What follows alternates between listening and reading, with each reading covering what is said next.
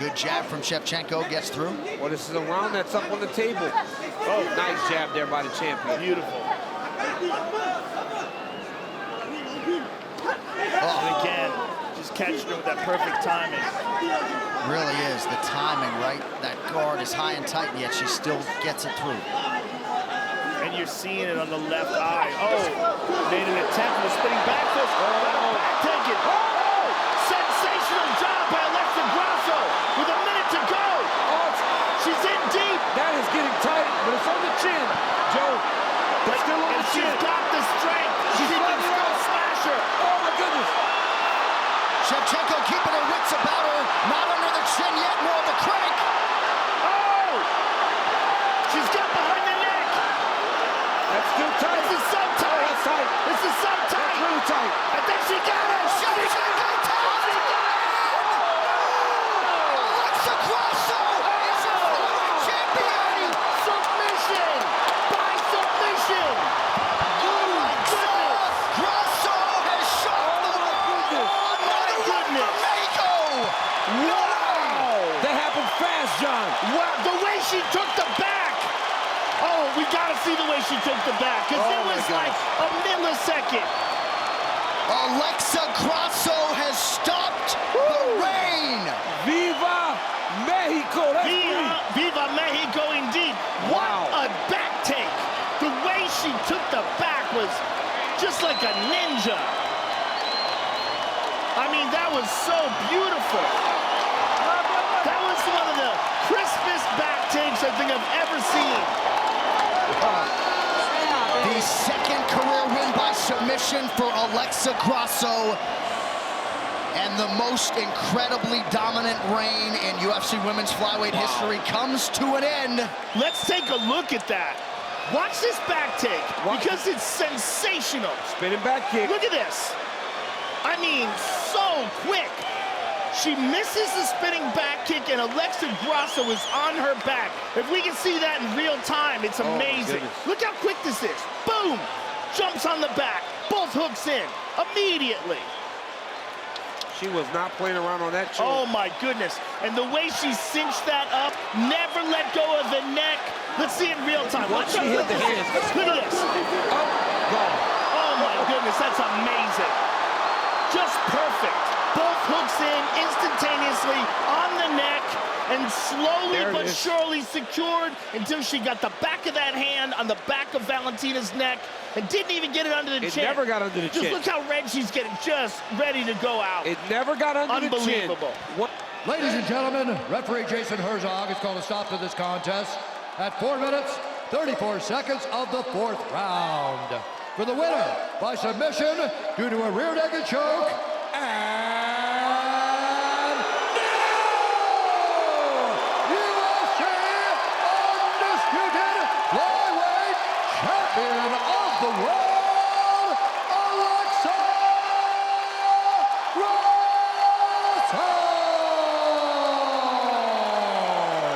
Grasso! Round 3 of a possible 5. And this is getting really interesting right now, because Figueiredo, in my eyes, is down 2 rounds.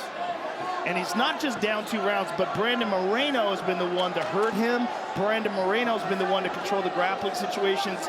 And he's also defended against the guillotine a couple of times. Live odds dovetail with your opinion. Styles make fights. These guys just feel like they were meant to fight several times. Act 2 here tonight. Yeah, this might be the whole division. How about that? Right. Just have these guys go back and forth for a while. Figueiredo finding a home for that jab. He's landed just 10, now 11 significant strikes. Nice stick and move by the assassin, baby. And return by Figueiredo. Oh, good low kick by Brandon Moreno. Davison's starting to sit down on some of these offerings here early round 3. But he does Winding things up. like that, like these big moves. And when they don't pay off, it doesn't look good for the judges. He's standing sideways and loading up his hips again. Oh, look at Right this. hand, takedown. Brandon Moreno gets him down. He's a little He high. gets the back. He's got the hooks. Oh my goodness, he's Body got both triangle hooks as well. in. He's got the body triangle. And that's again, Joe, just gonna wear on that gas tank of Deiveson Figueiredo. And he's got one arm in play. Oh my goodness. He is under the chin.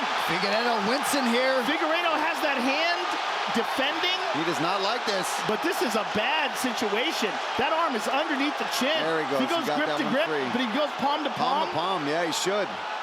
No denying the heart of the champion. 3 minutes now to go round 3. Oh, look at this. Punches here. Moreno with good shots here. Good power behind those. And there's a lot of time to go here. A lot of time. This is not ideal in terms of the placement of the triangle. He'd like it on top. Yes. Because it's putting pressure on his elbow. Look at this. He's He's under the chin. Oh my God, he's got it. He's got it. He's still fighting. Look like He's it's got it. Brandon Moreno has done it.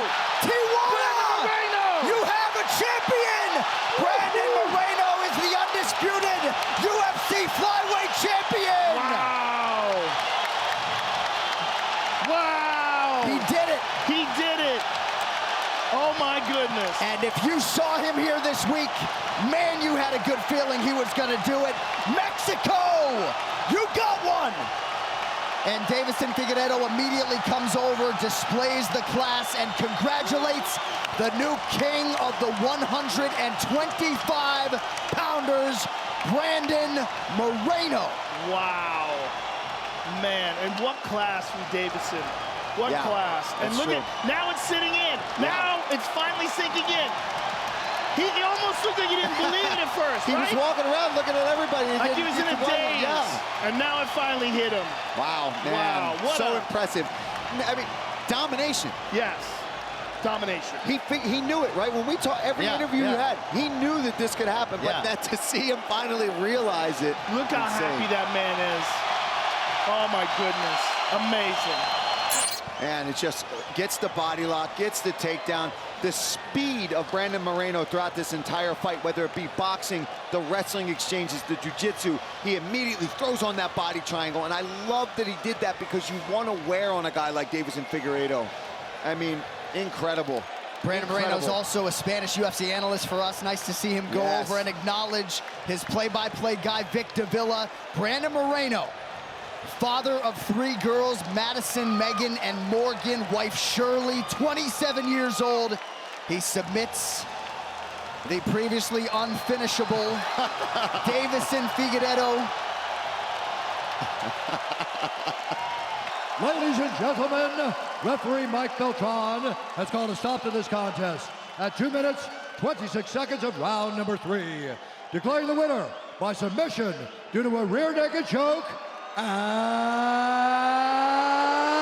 new UFC undisputed flyweight champion of the world, Brandon the Assassin Baby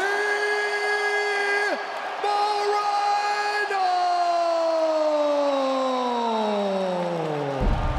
Check that replay, and Rodriguez appeared to eat that shot from Emmett pretty well. Round 2 is now upon us. You heard Danny Castillo acknowledge that Rodriguez has now felt that power, just looking for a little bit more output out of his guy here in round 2. I mean, it was a good round for both men. First half, obviously, Rodriguez did some solid work. Emmett inserted himself back into the competition with the second half and the knockdown / control on the ground. On the ground and pound attack, of course.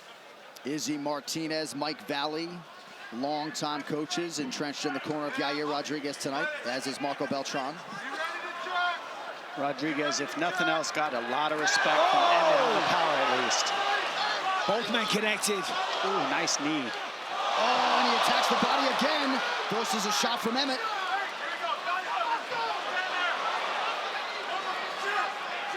Emmett's got to be careful. He does leave openings when he goes in super aggressive with the kicks and then goes to the hands. There's openings for Josh, but the power is on Josh Emmett's side, but the speed and variation. Ooh, big knee lands. It's all Yair.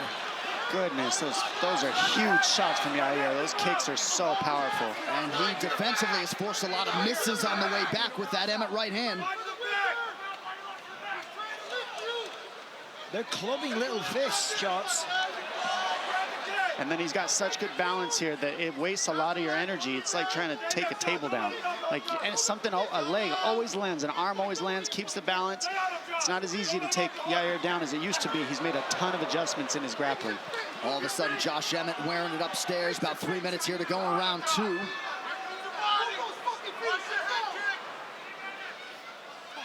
Just so many different myriad weapons to think about right when defending Rodriguez. That's right. So it's an overload for Josh Emmett.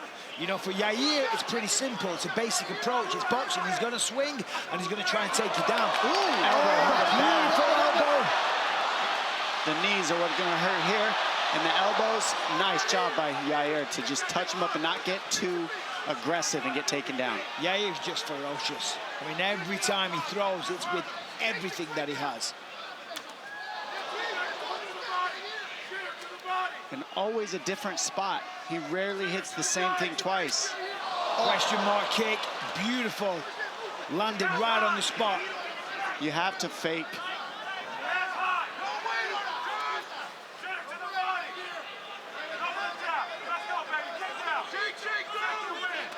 Yeah, and you're not getting any jabs, you're not getting any kind of punches that close the distance for him. It's all explosive shots from the outside. He's just trying to make up that range. UFC 284 is brought to you by Crypto.com, the fastest growing crypto platform in the world. Download now. Yeah, the problem for Josh, I mean, as you said, Dominic, he can't get on the inside. He can't use those jabs. He can't use the feet to close the distance because Yair is constantly attacking. Switch knee, Emmett somehow ate it. With flying attacks, aerial attacks, long length kicks and knees. But that was a beautiful turn of events for Josh Emmett. I mean, the risks that Yair will take also is what makes him one of one. He was willing to land that knee. Now he's on his back, and he's okay with it. He's not panicked. He's just staying here, and he's still doing damage. Those elbows are heavy the way he's using them from that guard, too. Rodriguez has found the flow state early tonight. 1 minute, Josh. Let's finish this. Use your feet. Here. Get to his back. Roll your wrist. Roll your wrist and break out. He's going to watch that triangle. If Yair could pull that right leg out, he was thinking about a triangle. He's abandoned it now.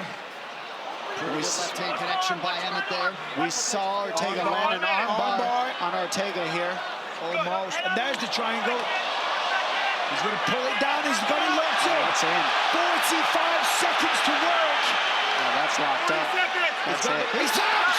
That's it! Rodriguez, UFC champion! He submits Josh Emmett to win the title. Yair Rodriguez is the interim UFC featherweight champion. And man, he couldn't have looked any better along the way to the gold. What a performance by Mexico's Yair Rodriguez. Incredible, perfect performance. He fought perfect, his style. He didn't switch. He didn't try to stand up. He used his guard to create offense as well. Even when he was on his back, he created a lot of damage with those elbows and then used those elbows to get Emmett out of position, set up an armbar, which transitioned to the triangle. Look here, the knee to the body started it. And you see the spinning back fist, but it's not there. And right here, this elbow, boom, just sits down Emmett a little. Ouch, where did that come from? He wasn't ready for that one. And then this jump knee lands right on the neck, knocks the Vaseline right off of Emmett's chin. Huge, huge strikes. Everything was damaging from Yair. And it's just an incredible showing. He's made so many leaps and bounds of improvements with his takedown defense, the submissions, everything. Ladies and gentlemen, referee Jason Herzog has called a stop to this contest at 4 minutes, 19 seconds of round number 2. Declaring the winner by submission due to a triangle choke. And now, the new interim UFC featherweight champion of the world, Yair El Pantera Rodriguez! Dom, you acknowledge the work of Sean Soriano in the corner of Christos Giagos after round 1. Oh yeah, Giagos, I mean, they're telling him exactly he needs to counter the offense of Huba with wrestling in that right hand. Keep meeting him with the right hand. Smart. And at the same time, I mean, for Huba was the corner was very clear. Eric Nixon say, hey man, you need to keep busy with his right hand, you know, with the kicks, with the defense, with the elbows. I mean, because he had an amazing round, Christos Giagos, you know.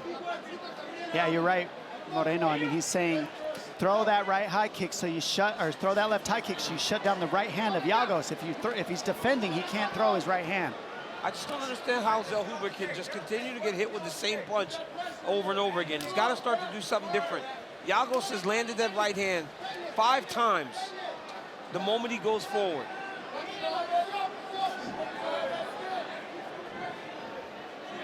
Huba's doing a really good job with his right hand, making sure he's not hit with any hooks. But that left hand, he might be carrying it too low, because Giagos has done a great job of timing his burst and landing. Big left hand for Huba. Giagos really not biting on a lot of these feints. Good connection there by Christos. Huba's little hook in there landed really nice. Nice double. I mean, this kid has great takedown defense. His balance is sick. Yeah. Let's see if Christos Giagos can get that takedown. I mean, the defense of Daniel Huba is amazing, but at the same time, Christos Giagos is doing something very smart. He's keeping Daniel Huba busy in the fight. He's not taking him down. I mean, the kid's takedown defense is unreal. I thought you were lying when you said that. Ha. Hey, never. I'm not a liar. I didn't know they wrestle like that in Mexico, Brandon. We call Mexican wrestling. Trains in America, DC. No, I'm just kidding. Yeah. Huba holding up physically against one of the stronger guys in the division in Giagos. And Huba's had a much better second round. Landed a lot of kicks so far. He's been hit, but not nearly as often as he was in round number 1. Good jab there by Huba, one of his best weapons. Also, Giagos' team is wanting him to conduct the center of the octagon, and right now he's on the fence. That supports Huba with the length and the distance that he can have and the speed. Giagos want to get off that fence, and right there, stay in the center. Drop down right hand lands again for Giagos. And Daniel Huba, step by step, he's getting his rhythm, you know, he's putting a little bit more pressure, keeping that distance, you know, keeping that invisible wall between him and Christos Giagos. And every single time Christos Giagos is putting pressure and exploring forward, I think Daniel Huba is responding better than the first round. Oh, that right hand hurt him. That right hand right there hurt him. Oh, look at that. That's an anaconda that's locked in. It's locked in. That's it. That's it. Viva Mexico! And that's a finished anaconda, ladies and gentlemen. That's what it looks like. That's terrible. That's crazy how quickly he got into that. For Giagos to have such a good first round and then fall into it and get himself put into submission. That started with the right hand in close, that hurt him and made him panic wrestle. And the one thing you can't do is panic wrestle. Well, the Mexicans inside T-Mobile Arena have been waiting to pop off, and Huba gave them a reason to do so. And we've seen everybody, the Giagos fights, they grapple him, look to take him down, look to keep him on the ground, and those are the openings he gives. Two things for me. The left hook of Daniel Huba going with the right hand. He turns the face of Christos Giagos. And then this transition immediately, like Daniel Cormier said, you know, going with the right hand, then Christos Giagos going backwards with the panic shoot immediately. The amazing takedown defense of Daniel Huba and him taking advantage of his long arms, you know, 77 in reach of the arms, and immediately getting the anaconda choke. Viva Mexico. Viva Mexico is right. The Brazilian Jiu-Jitsu black belt, Daniel Huba. Ladies and gentlemen, referee Jason Herzog has called a stop to this contest at 3 minutes, 26 seconds of round number 2. Declaring the winner by submission due to an anaconda choke, Daniel Golden Boy Huba.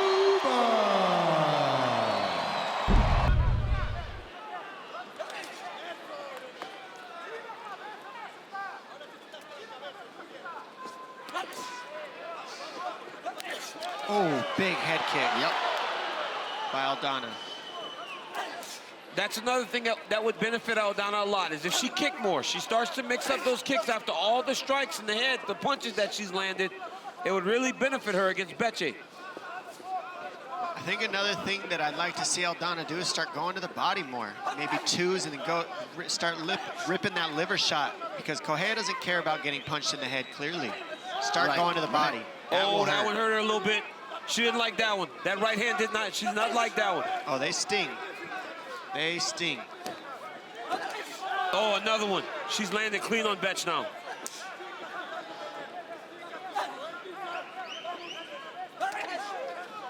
Nice counter by Correa, but Aldana coming out strong here a minute into round 3. Ooh, left hand lands flush for Correa. Some very good striking exchanges in the fight.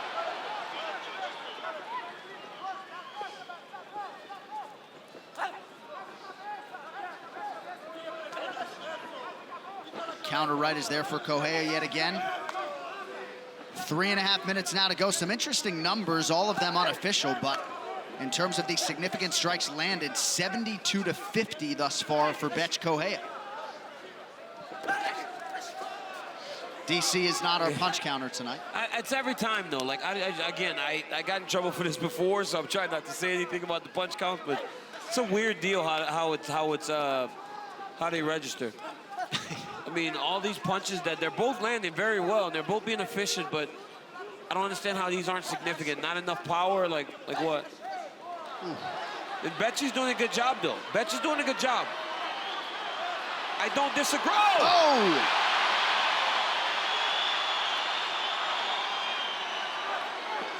Significant strike, anything landed at distance. It does not include jabs, so Aldana not getting credit for those. Okay.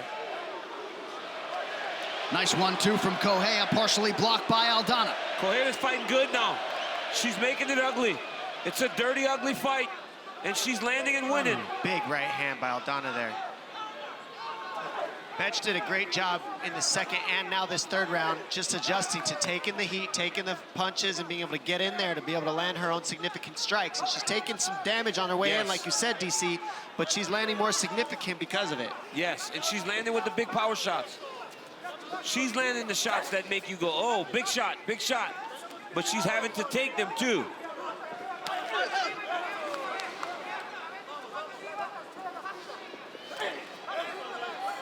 Nice combination by Aldana. Good defense by Aldana. Oh, she gave her back. Aldana's gonna fall over the top though here. She's gonna fall over the top. Aldana trying to go belly down, and there's the tap. She got it. Irene Aldana by submission. She must have hit her with something clean on the way in, because she was busted up bad at that point. So that will silence the masses here in Rio. Irene Aldana taking the judges out of the equation. The belly down armbar to submit Becce Correa. This fight replay brought to you by Nemiroff, bold character since 1872. I mean, right here, look, Becce shoots this shot. She must have hit her head on the knee, but Aldana with great takedown defense, just shoving the head away. I thought she was gonna fall over the top here. Right here, it looks like she's losing position, but instead she's attacking the arm. Great transition by Irene Aldana right away, knowing I'm falling over, let me attack this time. But look, also had the triangle there. Belly down armbar, all of her weight on top of Correa. Correa had no choice but to tap. I mean, what a fantastic fight by both of these women. Great job by Irene Aldana to go and take the judges out of what would be a very, very difficult decision. Ladies and gentlemen, referee Eduardo Hurdy has called a stop to this contest at 3 minutes, 24 seconds of round number 3, declaring the winner by submission due to an armbar,